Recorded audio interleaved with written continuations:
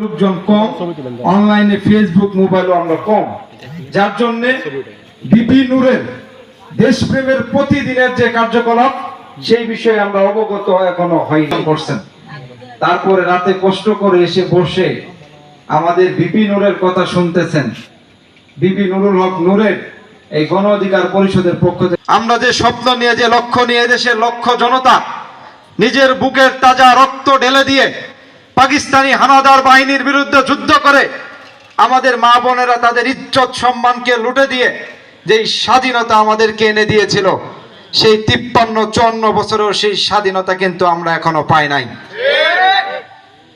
আমরা 71-এর আগে ছিলাম পাকিস্তানের কাছে পরাধীন, 48-এর আগে ছিলাম ইংরেজ ব্রিটিশদের কাছে পরাধীন, আর 71-এর স্বাধীনতার পরে আমরা পরাধীন হয়েছি এই বাংলাদেশের বৃহৎ বৃহৎ রাজনৈতিক দলগুলোর কাছে। এই স্বাধীনতা আমাদেরকে কি এনে দিয়েছে?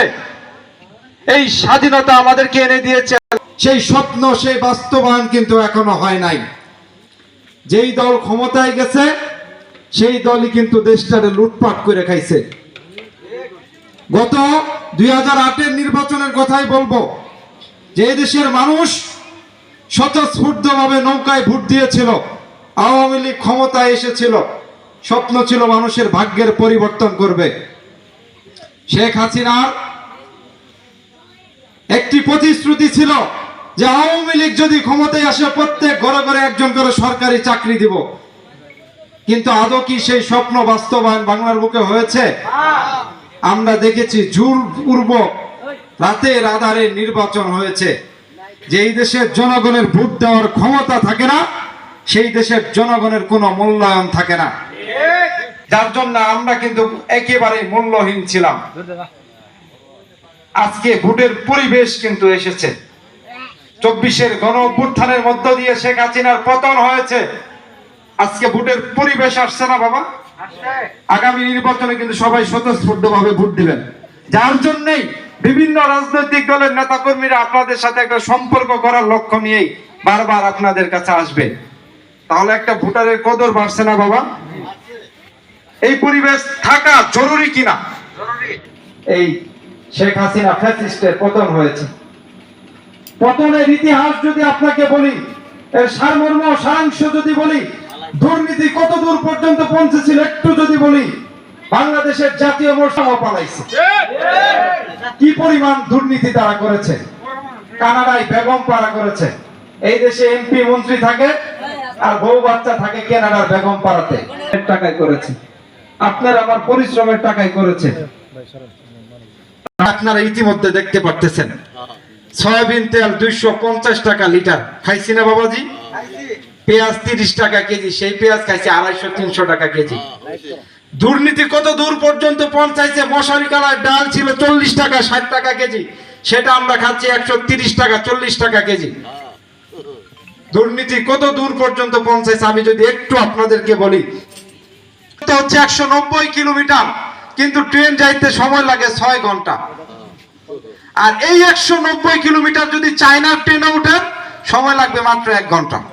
তাদের ট্রেনের গতি হচ্ছে 200 কিলোমিটার বেগে যান। জাপানে যদি যান তাদের ট্রেনের গতি হচ্ছে 300 কিলোমিটার, 1 ঘন্টায় তারা 300 কিলোমিটার যান। তাহলে আমার ঢাকা থেকে জামালপুরের দূরত্ব 190 কিলোমিটার, আমার সময় লাগতো কয় ঘন্টা? 1 ঘন্টা। কিন্তু আমার সময় লাগে কয় ঘন্টা? তার মানে আপনি হিসাব করেন আমরা কত দূর পিছিয়ে আছি। জাপানে তারা মাটির নিচে লিফট দিয়ে নিচে নামতে হয়, মাটির নিচে তারা সেইখানে ট্রেনের ব্যবস্থা করেছে, মাটির নিচ দিয়ে ট্রেন যায়। বাংলাদেশে যদি এইরকম ব্যবস্থা করতে আর কত বছর সময় লাগতে পারে? আমরা 100 বছরও পারবো না যদি রাজনৈতিক ধারাবাহিকতা এইভাবে চলতে থাকে। সম্ভবই না এটা। যার লক্ষ্য নিয়ে ঢাকা বিশ্ববিদ্যালয়ের মেধাবী স্টুডেন্ট বিপি নুরুল হক নূর চিন্তা করছে যে বাংলাদেশের রাজনীতিতে বড় পরিবর্তন আনা দরকার। আর এই পরিবর্তন কিভাবে আনা দরকার? বাবাজি, পুরান শার্ট বেশি দিন পরতে কি ভালো লাগে? একটু নতুন শার্ট পরতে ভালো লাগে না? একটা খাবার বারবার খাইতে কি ভালো লাগে? আমাকে যদি 500 টাকার 2টা নোট, একটা নতুন নোট একটা পুরাতন নোট দেয়, প্রথমে আমি কোন নোটটা নিব বাবাজি? আমাকে যদি একটা R15 মোটর সাইকেল দেয়, আরেকটা যদি ওই যে নর্মাল মোটর সাইকেল দেয়, আমি কোনটা নিব? আসলে দিন শেষে কিন্তু আমরা সব সময় ভালোটাই খুঁজি, কিন্তু রাজনীতিতে এসে আমরা সেই পুরাতন ধারাবাহিকতায় অব্যাহত রাখি। আপনারা যদি নিজেদের পক্ষ থেকে আজকে দেশের এই রাজনীতির প্রেক্ষাপট যদি পরিবর্তন করতে না পারেন, তাহলে আগামীর বাংলাদেশ কখনো ইউরোপ আমেরিকার মতো করা সম্ভব হবে না।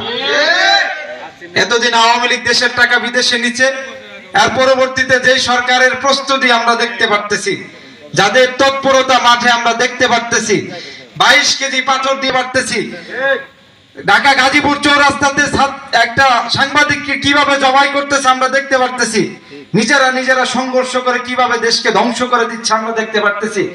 লুটতরাজ, চাঁদাবাজি, টেন্ডারবাজি যেইভাবে চলতেছে, আমরা এইভাবে যদি চলতে থাকে তাহলে আগামীর বাংলাদেশ ধ্বংস ছাড়া আর কোনো কথা নাই।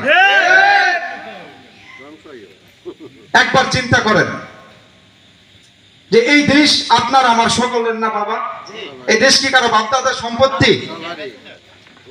আজকে আমরা যদি আমার নিজের অধিকার নিজে বুঝে না নেই, তাহলে আমি মনে করবো আমার নিজের ব্যর্থতা ছাড়া আর কিছুই না। আগে দেখতাম গ্রামের মুরলে বলতো, এই অমুক মার্কায় ভোট দিতে হইব, গ্রামের সবাই কিন্তু ওই মার্কায় ভোট দিত। এখন কি বাবা যে আগের যুগ আছে? আমরা সবাই বুঝি না যে ভালো আর মন্দ। আগামী নির্বাচনে আমার বাড়ি মাদারগঞ্জ, আমাদের মাদারগঞ্জ মেলান্দ দুইটা উপজেলা মিলে একটা আসন। আমরা যদি মনে করি যে আমাদের ভাগ্যের পরিবর্তন হওয়া উচিত, তাহলে আমি মনে করব ভালো মানুষকে ভোট দিবেন। আমরা চাই না আপনাদের কাছে গণ অধিকার পরিষদ বিপিনুরের ট্রাক মার্কায় ভোট দেন, এটা আমি আপনাদেরকে বলবো না। আমরা চাইবো না বিপিনুরের ট্রাক মার্কায় ভোট দেন। যদি বাংলাদেশে বিপিনুর ক্ষমতায় আসতে নাও পারে, আপনার যেই ক্ষতি হবে আমারও কিন্তু সেই ক্ষতি হবে। অতএব আমি কিন্তু আপনার বা আপনার সমপর্যায়ের বাইরে না। আমি যেটা আপনাকে বুঝাইতে চাইতেছি যে এই যে আমাদের বাংলাদেশ, এই আমার সোনার স্বপ্নের বাংলাদেশ, যে দেশে ব্রিটিশরা 190 বছর শাসন করছে, তাদের লক্ষ্য উদ্দেশ্য ছিল এই দেশে যে পরিমাণ ধন সম্পদ হয়, যে পরিমাণ ধন সম্পদ এই দেশে উৎপাদিত হয়, এই জমিতে একটা জমিতে 3 ফসল হয় না বাবা, যেটা বিশ্বের অন্যান্য দেশে নাই। এত প্রাচুর্য হওয়া সত্ত্বেও আমরা অর্থনৈতিকভাবে অনেক পিছিয়ে আছি। তার একটাই কারণ, এই দেশে রাজনীতির কোনো পরিবর্তন হয় না। এই আওয়ামী লীগ আর নৌকা আর বিএনপি আর ধানের শীষ দেশটাকে একবারে করে দিছে শেষ। আমরা এই 2 সাপের বীজ থেকে আর বাঁচার সুযোগ পাইতাছি না। আজকে আমরা নাগরিক, এই দেশের নাগরিক হিসেবে একটা সরকার ক্ষমতায় থাকা অবস্থায় সেই সরকারের সমালোচনা করা এদেশের নাগরিক একটা অধিকার। কিন্তু আমাদের দেশে যদি কোনো সরকার ক্ষমতায় থাকে, আমরা কি তার সমালোচনা করতে পারি? সম্ভব? এই দেশে বলার আগে মারামারি, হানাহানি, রক্তপাত শুরু হয়ে যায় না? এইটাই কি এই দেশে রাজনীতি হয়? এই রাজনীতি যদি বাংলাদেশে এইভাবেই চলতে থাকে, আপনার আমার ভবিষ্যৎ আমি আপনাদেরকে স্পষ্ট বলে দিচ্ছি, আপনারা যদি নিজেদের থেকে পরিবর্তন না হন, আপনাদের কিন্তু উপরওয়ালা পরিবর্তন করে দিতে পারবে না। আপনারা যদি না বুঝেন, নিজের বুঝ, এই দেশ আপনার আমার সকলের। আজকে ছাত্র জনতা, হাজার হাজার ছাত্র জনতা রাজপথে জীবন দিছে, আর যদি আমার ভাই মারা যেত আমি বুঝতাম যে ভাই হারানোর কত বেদনা। আর যদি আমার সন্তান মারা যেত আমি বুঝতাম সন্তান হারানোর কত বেদনা। অনেক বোন তার স্বামী হারিয়েছে। আমার স্পষ্ট দেখা, আমার এক বোনের সাথে পরিচয়, ঢাকাতে বিয়ে হয়েছে মাত্র 1 মাস আগে। তার হাজবেন্ড গার্মেন্টসে চাকরি করে, বাসা থেকে বের হয়ে গার্মেন্টসে যাচ্ছিল, রাস্তায় পুলিশ গুলি করে তাকে হত্যা করেছে। এই লোকটার কোনো অপরাধ ছিল? এই লোকটা কোনো রাজপথে ছিল? এই লোকটা কোনো এই ছাত্র জনতার আন্দোলনে অংশগ্রহণ করছিল? কিন্তু তাকে গুলিবিদ্ধ হয়ে হত্যা হতে কেন? এই দেশের হাসিনা চিন্তা করলো যে এইভাবে ছাত্র জনতা আন্দোলন করতেছে, এদেরকে যদি বলতে চাই, ভাই আপনি যদি পরিবর্তন হতে না চান, 6 আগস্টের ইতিহাস কিন্তু ভুলে যায় না। পুলিশকে কিন্তু পা উপরে বাঁধে ঝুলায় কিন্তু দেশের জনগণ পিটায়। আপনাদেরকে আরো স্পষ্ট ভাবে বলতে চাই, যদি দেশ পরিবর্তনে জনগণ অধিকার পরিষদ একবার সুযোগ পায়, এই স্বৈরাচারী পুলিশ বাংলাদেশে আমরা রাখবো না ইনশাআল্লাহ। দেশের আপামর জনতার যে লক্ষ্য উদ্দেশ্য, সেটাই আমরা বাস্তবায়ন করবো ইনশাআল্লাহ। আমার সবচেয়ে বড় পরিচয় হচ্ছে আমি একজন মুসলিম। আমি মুসলিম হিসেবে আপনাদের কাছে ওয়াদা করে যাচ্ছি, বিপি নূরের ওয়াদা, অনাহারে থাকতে রাজি আমি, জনগণের হক মার খাইতে রাজি নয় ইনশাআল্লাহ। আপনারা বিশ্বাস রাখেন, আমি যদি মারা যাই, আমি যদি একটা জনগণের একটা চাউলের দানা আমি ভোগ করে মরে যাই, আমি কিন্তু কবরে একটা চাউলের দানার কারণে আমি জান্নাত হারাই যাব বাবা।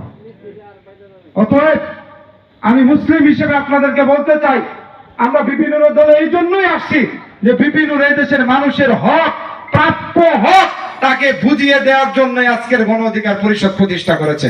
ঠিক, আমরা আছি ইনশাআল্লাহ, আমরা থাকবো। আমাদের মাদারগঞ্জ, মেলান্দ তথা জামালপুর সারা বাংলাদেশে 300 আসনে প্রার্থী দেবে ইনশাআল্লাহ।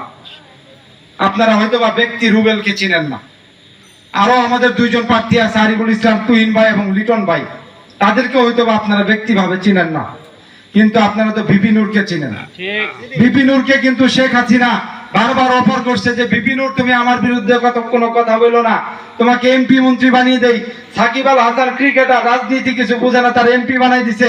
মমতাজের মতো নর্তকীকে সংসদে নিয়ে গান গাওয়াইছে, আর ফেরদৌসের মতো ভণ্ড একটা নায়ক অভিনেতাকে সে সংসদে এমপি বানাই দিছে, দিছে না?